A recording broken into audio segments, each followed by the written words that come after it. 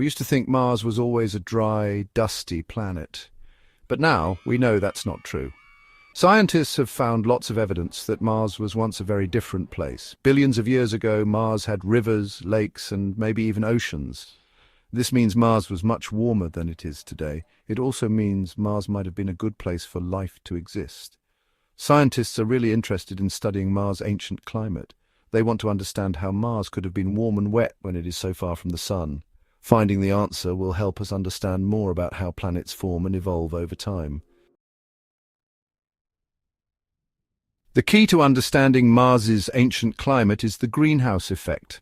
Certain gases in a planet's atmosphere can trap heat from the Sun. This is called the greenhouse effect. Carbon dioxide is a greenhouse gas. We have it on Earth, and it's part of what keeps our planet warm. Scientists believe that Mars used to have a lot more carbon dioxide in its atmosphere.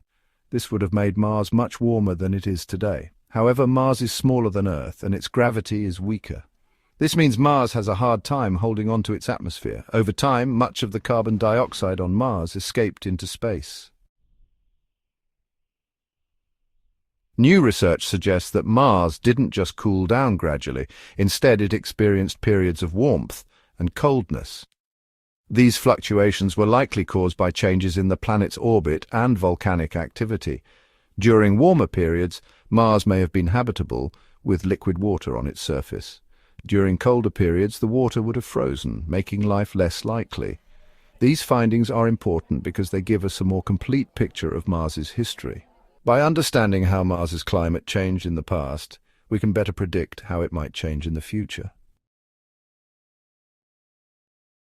The search for life on Mars is one of the most exciting endeavors in space exploration. If Mars did experience periods of warmth and liquid water, it's possible that life arose during one of these periods. To learn more, scientists are sending robotic missions to Mars.